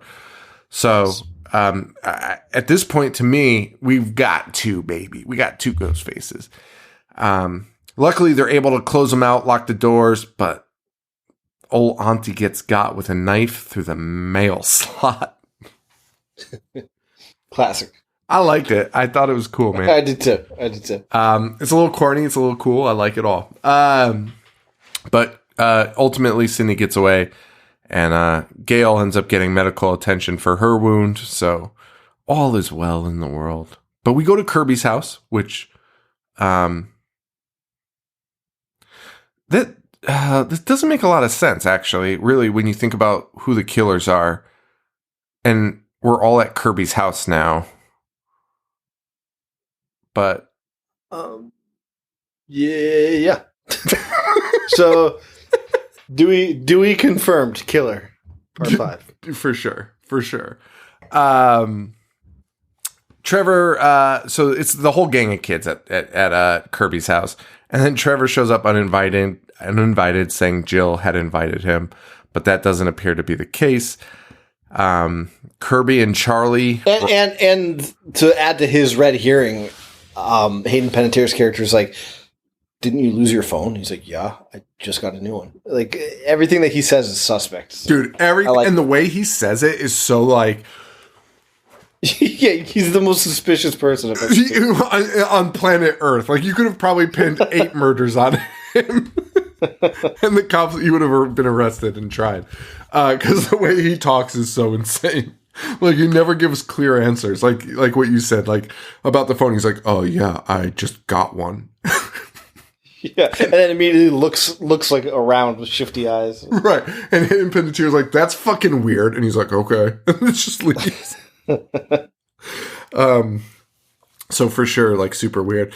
And then Charlie, who's played by Rory Culkin, and Kirby have a moment. And Kirby's like, you need to make a move.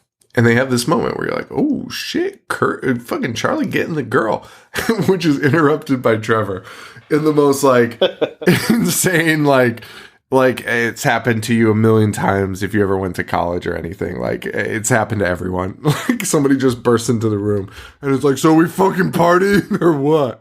And you're like, God fucking damn it. And he also mentions that he didn't see Jill outside, so that's a little weird. But also Trevor becomes goated in this moment when Charlie like storms away, like because he was about to kiss, Kirby. Granted, I'd be furious, but he storms away, and Trevor's like, "Did I interrupt something?" And Kirby's just staring at him, and his reaction is like what anyone's reaction would be if you found out Hayden Panettiere was going to kiss this version of Rory Culkin. And he just says, shut the fuck up. And he is so stunned by this revelation. Like, it's honestly the most pure revelation. He's like, holy shit. And then he just like walks away like stuttering, being like, I can't believe this is happening right now. It's like he's not even mad about it. It's not even like the asshole jock. It's just like, oh, you've got to be kidding me. My favorite moment in the movie. Meanwhile, while this all is happening, Robbie, the fucking dickhead, is vlogging outside. Oh, dude, can you imagine somebody? And I'm sure this happens now with social media. We weren't privy to it though. But like, can you imagine like your drunk high school friends like posting videos of themselves while they're drunk? Like Robbie like fucking walks into a plant hangar and he's like, hey guys, this is Robbie. I'm so drunk. Oh, it is the fucking worst thing to watch in the world. But he gets got. And again, just so much fucking blood. Just blood everywhere. Yes. It's fucking insane. Inside the house, though, Trevor's gone missing. Jill comes downstairs and they're like, hey, where's Trevor? And he's like, I don't know. I didn't see him. And Kirby's like the only one putting shit together. And is like her face is like, what the fuck is happening? Like, how are you guys never seeing each other? But this is interrupted by Robbie dying on the doorsteps. Yep. And Ghostface storming the house. So we have entered the first conclusion of the movie, essentially. He chases Sydney out onto the roof, clotheslines the shit out of Sydney, who barely manages to escape. Sydney and Kirby end up in the basement together, and Rory shows up covered in blood, banging on the door, begging to come in. And Sydney's like, you can't let him in unless you like fully trust him. Unless you fully trust him, which I loved. And I loved Culkin's acting in this too. Just being like, what the fuck are you doing? Yeah. It's to let me die? It's fucking great. And he's attacked by Ghostface, dragged away, and recreates the classic scene from the first film, which is being tied up in the chair. Yes, Drew Barrymore's boyfriend. Yep. And then they get a call from Charlie's phone, and it's Ghostface. And Kirby has a cool moment here talking to Ghostface. It's like different than Randy, but like very Randy-esque in a way. And like when she starts, he asks a question about like, he's like, he doesn't even get to finish the question. He's like, which remake? And he's about to say it, and she starts listing like every remake made in the last like 10 years. And it's fucking cool. And she's like, did I get it? And there's no answer. So she runs outside. She thinks she's got him. Which, poor decision. Man. I mean, that's the worst decision of all time. And, but why are we not calling 911? Yeah, I mean, that would be the number one thing to do. I think. Well, I think Nev be like, I won. I fucking won the trivia. Sydney called while on the roof. Oh yeah, okay. So I don't know. She probably got word. I mean, I would keep calling. Yeah, I would just probably also do that. Where like, the fuck are you? Yeah, for sure. Like, why is this thing? There are like 7 houses here. Like, you need to get your ass over here. Yeah. So Kirby runs out to go untie Charlie, who fucking stabs her. And we get our first reveal here. Old Charlie, Rory Culkin, is one of the killers. Yes. He says, because he's pissed that, I mean, I feel like her coming on to him would have changed things. Listen to me. She could have fucking dragged my name through the mud for fucking 15 years. Hayden Panettiere. And if she finally was like, I fucking want you, your slate is clean, Hayden. Dude, everything's cleared. Especially if you're looking like Rory looks in this. Fucking yes. Yes, Hayden, you're good. We are good. Hey, other killer, cancel the plans. Dude, and he doesn't even say she was mean to him. He's just like, you never even looked at me. You didn't notice me, yeah.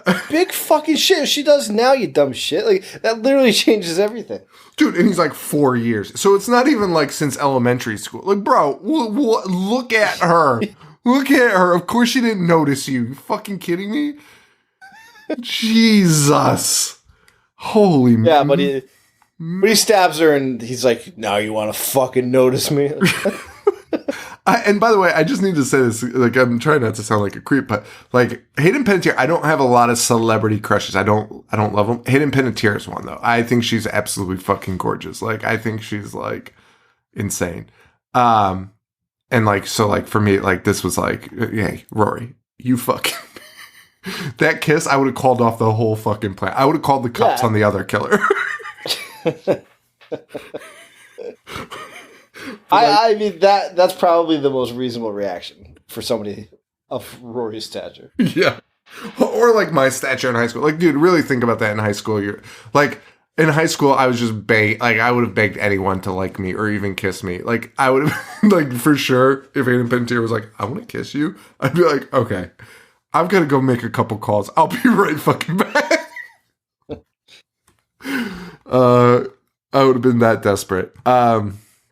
So Charlie's our killer here, man. And now, have you read that Kirby was not supposed to die in this scene ever? Wes Craven had wrote that she was supposed to survive. And if you see her in this scene, by the way, Wes Craven was like, yeah, if you look at the scene, she's actually writhing in pain the last time you see her. Hey, Wes, that happens to everyone that dies in your fucking movie. Every person that dies, like, flops around like a fish for a minute and then dies. That doesn't mean anything, but that's fine. That's fine if you want to, if that's your thing. That's fine. But Kirby was supposed to survive this. I would love to find out that she's in the 5th one. I don't think she is, but I would have loved that. I think she's fucking, I just think she's great. I think she's fucking great. That's all I've got to say about that.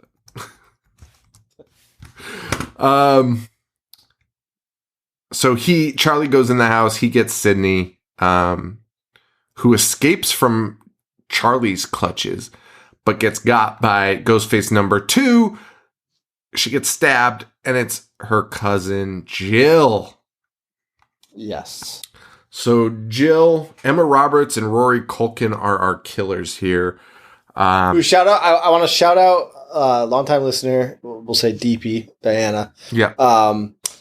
She has a very big problem because she asked what I thought of Scream 4. She has a very big problem with the fact that this girl's revealed as the killer, but when she was standing outside next to Rory, she's the same height as him. When Jill's like 4'5". So you know it's a solid qualm. What? But Jill. Wait. Jill wears fucking lifts like the entire movie. Because it's a known thing. Like, they brought her up to, like, elevate her height close to everyone else. Okay. So the character's taller than the actress. Yes. Yes. The character is taller than the actress. Because I read that and I was like, that's a stupid fact. But now it makes sense in terms of that. I didn't even think about it for that. But yeah, they actually she had to wear lifts, like, for almost every scene because they wanted her to be the same or similar height to everyone else. Got it. All right, I'll allow it. Let it fly, baby. Let it fly. Also, it's always interesting that Scream kind of relies, I feel like, on this element of like, the killers are exactly the same. So like, you can't tell which killer's which, who kills who, right? Right. For the most part, unless at the end they're like, yeah, I did that and it was nuts. You know what I mean? Right. And I think they rely on that heavily for a lot of like the fucking shit where you're like, well, why was Ghostface like 10 times taller? And it happens that one of the killers is taller. You know, it's like one of those things. So, right. I think that's what they rely on like a lot. But anyway, so it's Jill. Sydney's stabbed. She's trapped. They got Trevor tied up. They pull that out, reminiscent of the first movie again. Yes. With anyone, the dad or who the fuck else is tied up? I don't know.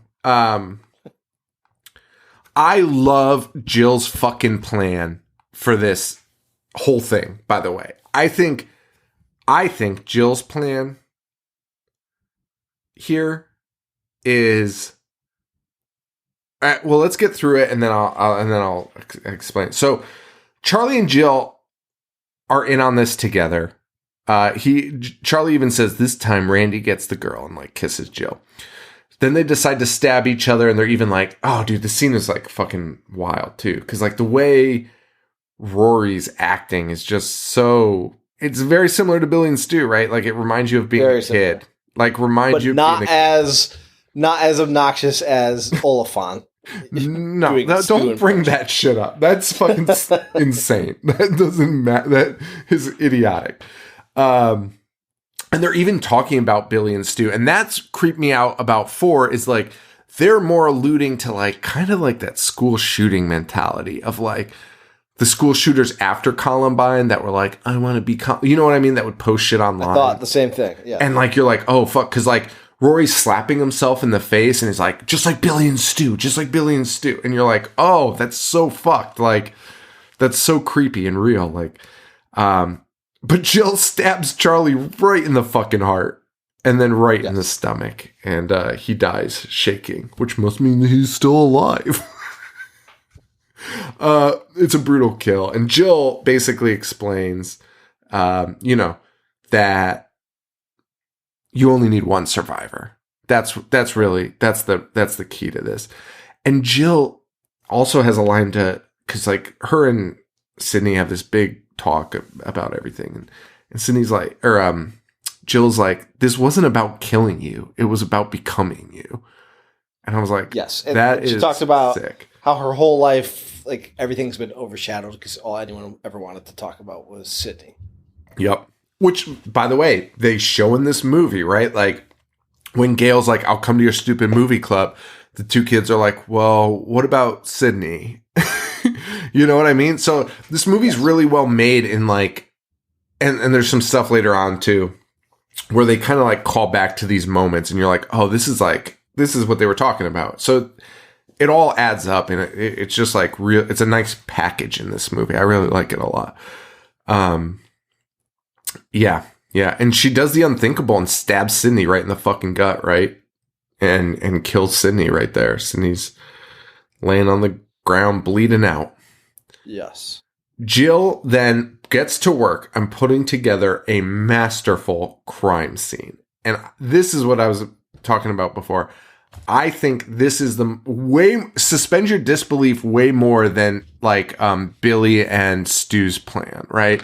Because dude, imagine the cops showing up and Billy and Stu are the only ones alive, and they're like, "Hey, man, everyone tried to kill us." The cops would be like, "Get in the fucking car! Get in the fucking car! You're both under arrest. You obviously killed all these fucking people. You fucking." I agree. I actually thought of that and like wanted to say that in the first one. Like their plan would fall short. As soon as somebody came up and saw those two idiots, be like, "It kind of looks like you two just stabbed each other and."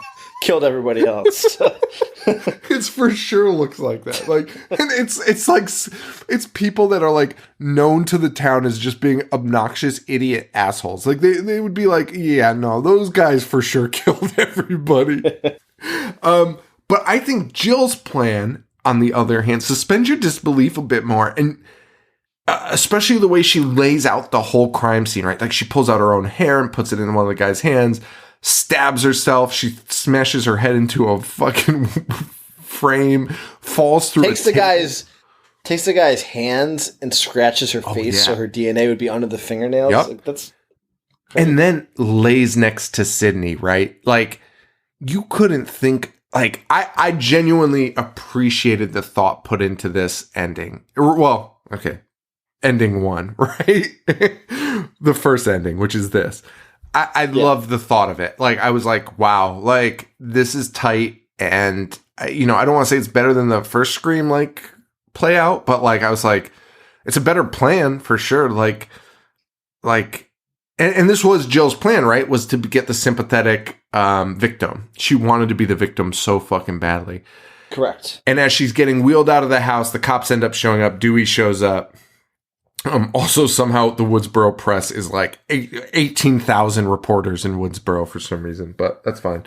They show up to the house and they're like trying to interview her as she's like getting rolled out, and she's got a big smile on her face, and you're like, oh, that's fucking great. That's fucking great. Although the reporters would probably be like, why is that girl smiling? But back they get to the hospital and Dewey talks to Jill, and Jill mentions that her and Gail will be a great team with their matching wounds. And Dewey reveals that Sydney isn't dead and she's probably going to make it. And I love this scene so much, dude. Emma Roberts acting in this scene, like, I thought was great. And Dewey's even was just like the way he was talking was just like, dude, I think like, don't, he's like thinking Jill's going to be excited. He's like, don't hold me to it. But like, she's going to think she's going to live. Like, we actually think she might live. And like, Jill's like, oh, cool. And then like pops out of bed and is like, I'm gotta find fucking Sydney after Dewey leaves, of course. I love that conversation, and I agree. Like, I think their acting is great, and like you could feel the anxiety that she's feeling at that time. Yes. Holy shit. But this is where I think it kind of, like, they should have stopped while they were ahead somehow, because this is kind of where it gets off the rails for me. There's no way anybody that experienced trauma like this, for such a high publicity crime scene, she would be guarded by police. Yeah. She's not getting out of bed. She's not walking down the hospital undetected. She's not making her way all the way to ICU and somehow finding Sydney with nobody noticing. It was very much like a Halloween-esque hospital where you just fucking walk around, do whatever you... For some reason, as soon as it turns dark at a hospital, everyone just leaves. There's just nobody there. Patients just fend for themselves. Yeah. It's so crazy how they do that. But it's so funny, actually, too. Like, I mean... Your wife has had 2 kids. I remember being in the hospital with my ex-wife when James was born, and like... It's actually so fucking loud and bright everywhere that you actually can't even, like, close your fucking eyes. Like, you're just like, this is a fucking nightmare. It's so fucking loud and bright, and there's just nothing. There's so many fucking people. As soon as you close your eyes to get some sleep, somebody walks in and is like, is everyone okay in here? Yeah, we're fucking fine. Dude, so, well, I've had a C-section both times, and you have to stay, minimum 3 days. Yeah. And that is the fucking... fact for those who haven't experienced that. As soon as you finally get some quiet, if the baby's not waking you up, a doctor's just coming in and be like, how's everything going in here? Like, fine. Get the fuck out of here. I'll call you if I need you.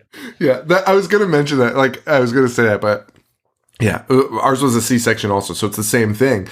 Dude, it's fucking nuts because, like, the baby's just, like, crying. And once this finally settled, you're like, holy shit, I can actually sleep right now. Literally, they're like, oh, once an hour check-in to make okay, yeah, everything's fucking fine.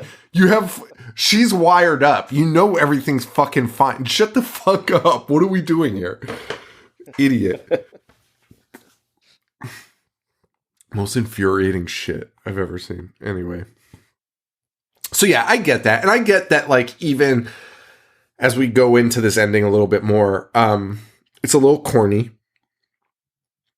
It's a little stupid. It's a little weird. But, like, I still liked it. I liked it. Like, I just dug it. It was so much better than 2 and 3 that just, like, it's crazy. It's like, I don't know.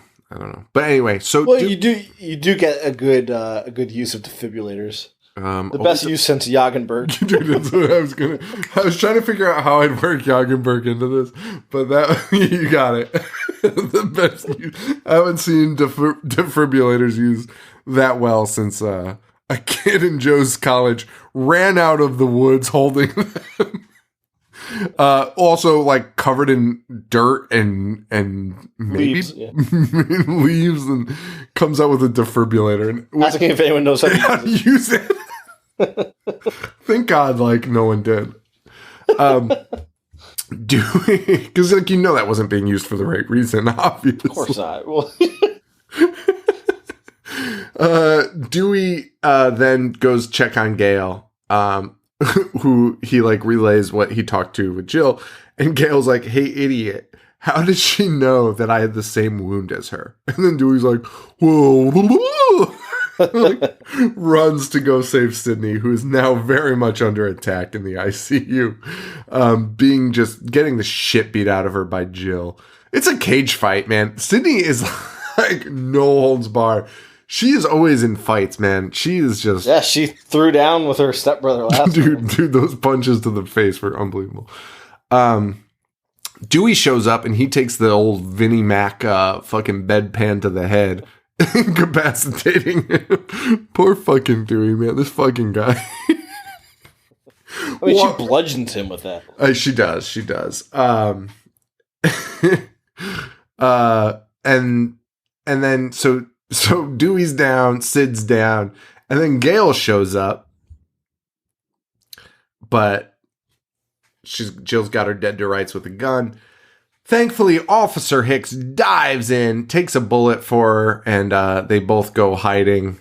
Or does she take a bullet there, or is it after? I don't know. It doesn't matter. But anyway, Hicks will take a bullet eventually. But she has to give up the gun to save Dewey because she's got Dewey dead to rights. Gail stands up. She's about to be executed by Jill. She says, "Can I just," which is like the most insane question to ask anyone. "Can I just have one final word?" I'd be like, "Yeah, sure," and then immediately shoot them. The fuck are we doing? So Jill's like, "Yeah, what's it gonna be? Please don't kill me." It was more than one word. And Gail says, "Clear."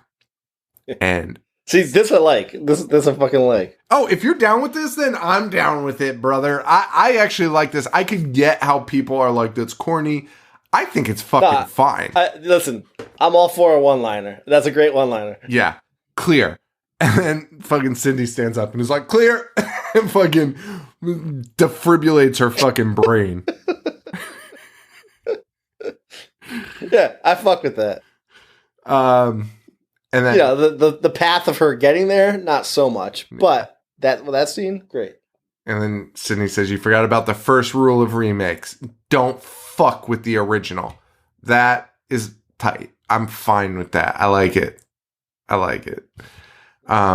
Jill has one more attempt, though, to try and stab them with a piece of glass, and Sydney shoots her right in the chest.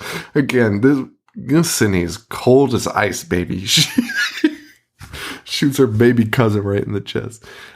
Meanwhile, Hicks pops up to remind us she's still alive. And Gail's like, "Oh, dude, being almost killed in the Scream must be one of the most insulting things in the world, because the main cast is always just like, 'Oh God, I'm so glad you're alive.' And then you always end up popping up after being like, 'Oh, don't worry guys, I'm also okay.'" And they're like, "Oh, yeah, how did that happen? Like, how are you okay?" And Hicks is like, "Oh, it's fine. Wear a vest, save your chest." And then she faints, which is funny because the last movie, they were just getting blasted by fucking like 18 bullets with their fucking bulletproof vest. And what I love here too at the end is the news. It cuts to all the reporters outside praising Jill Roberts as a hero. They have not gotten the news yet, obviously, of what happened inside the hospital. And it's exactly what she would have wanted, right? And I was talking about how they kind of like tie things back together. Like, this was what Jill wanted. Like, it was so close to happening.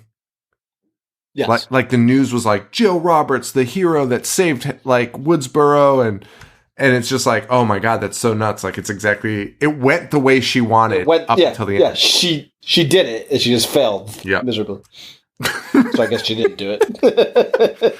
Now, here's a good little tip. That's the end of the movie, but here's a good little tip. The hospital finale scenes were added on later in the writing process. The original script ended at the house, with Jill being loaded into the ambulance and speaking to Dewey, then agreeing to give the photographers one photo while she's on a gurney, under the pretense that they would then leave her alone. Like, she was like, pretending that she wanted to be left alone, obviously. Just then, a paramedic from inside the house shouts that they have a woman alive. Not specified, but assumed to be either Sydney or Kirby. The film would have ended on this cliffhanger, presumably setting Jill up as an antagonist anti-heroine in the next film. There were rumors that Sydney would possibly be suffering from amnesia in the next film, unable to recall that Jill was the killer. There were also rumors that Williamson was upset that this ending was changed. The most Williamson rumor of all time. Of course that's what happened. And of course that's why they brought in rewriters. Because they were like, can we please wrap this the fuck up? Fucking Sydney. I feel like Kevin Williamson does this thing where he writes like a solid script and then is like, and then she has amnesia. And then guess what? Then she has a stepbrother that she doesn't know about. And this was all him. Like, he's got you know what I think? I think his strong suit is dialogue. I think that's what it is. I don't think his stories are great. Or maybe. I don't know. I mean, obviously the first one was great. I fuck with his stories. I fuck with his dialogue. It's just, I think he adds in too much extra shit that's not needed. Yeah. You don't need this to be a fucking stepbrother. Why can't it just be a copycat killer, for fuck's sake? Unknown family members, even in this one, she's never once mentioned a fucking cousin or an aunt that she's close with. Not once. We've sat through 6 hours of movies with Sydney. And thankfully, thank God, her mom didn't come up in this one. Yeah. That's the one thing we could be thankful for. That they were like, that fucking whore Maureen. Thank fucking God we got rid of that. That was fucking out of control. And that's the end of 4, man. I am pumped for 5. I love 4. I think 4 is... So what's your ranking of the movies? Man, I think I'm going to go... Well, I know I'm going to go 1, 4, 2, 3. Yeah, that's mine also. 3 is... But 2 and 3 are interchangeable. Yeah, I was going to say 3 could be, depending on my mood, 3 could be ahead of 2. Because 2's fucking 4 hours long. Honestly, you know what? Just out of spite for that, I'm putting 3 ahead of it. It's weird, right? And 2 has Jerry O'Connell singing. 2 has the I Think I Love You scene, and it has Timothy Olyphant. Right. Be like, what a twist. What? His hair suddenly is spiky and all over the place. Yeah. Spitting blood out. 3 is getting top billing. I'm in the same boat. I think 2 and 3 are interchangeable, and again, I don't hate them. I'm excited to watch them next year because I think I'm going to watch them every January now or December. I don't know, one of them. I just like them. I genuinely like them. They're fun fucking watch, man. They are. First one's in a league of its own. League of its own, man. It's crazy. 4 is way better than expected, and than what I think people give it credit for. And the other 2 are fun. They are fun. They have great moments. They also have really stupid moments. And it's so crazy that 4 was supposed to be this reboot. It seemed like this was the new class of kids kind of thing. And they kind of just that was it, man. That was a wrap for it. They were just done with it. So I'm excited to see what they do with 5. I have high hopes for it. I've never, I don't know. I think it's cool. What a ride, man. 96 Yeah. to 2011. And this is Wes Craven's last movie that he makes. Yeah. Yep. Honestly, a great one to go out on. Yeah, like kind of reclaim the franchise. Which sucks because, again, like it got shit on for God knows how long, and only this year are people like, wait, this movie fucking rocks. Like, this is a good fucking movie. Like, dude, like it holds. It's so good. I really liked it a lot. For sure. I know what's gonna happen when I say this, so I don't want to say it, but I kind of like 4 more than 1 in some ways. You don't. In some ways, I like it. In some ways, there's elements that I like a lot Like more. what? The gore is fucking wild, baby. I do that. Okay. All right, I'm gonna take it back. Listen, there's already people going to be mad that we fucking flabbergasted. There's people that are going to be mad. There's people that are going to be mad that I put it ahead of like 3 and 2. So I don't think there's anyone that's going to be okay with that. I just liked 4 a lot, man. It was a fun, easy watch. Like, no, I'm in clear agreement with you, but I know. Let's leave it there. Okay, fine. Oh man. What a night, guys. Thank you so much for listening. Next week, we have Scream 5, the end of the Scream series. Boy, what a ride it's been. Excited to do that. Go check out our Patreon. We've been reviewing all of the Scream soundtracks. That's been super fun. Tonight, we did not do that because the Scream 4 soundtrack is not a real soundtrack. But we did talk about the Grammys a bit. We talked about music. Of course, went off on our typical tangents about things. So you'll hear us talk about the Beatles for a while and some other things. So head on over there, patreon.com/IHateHorror. And, all of our Patreon members, whenever we release new stickers, they get them for free. So they just got our new D'Amato stickers made by @ill_trace on Instagram. I think that's her name. They're fucking phenomenal. So they all got sent that. And our Mango Expert tiers got a very exclusive. They're going out this week. Lou Fartrigno magnet. So I think we're going to try and do that more, like maybe every 6 months, like release something just for the Mango Expert tiers. You know what I mean? And, give them something to look forward to. Something fun. So we did that, and appreciate all of them, and they keep this thing going. So thank you all so much for that. We're at Instagram.com/IHateHorror, IHateHorror.com, Facebook.com/IHateHorror.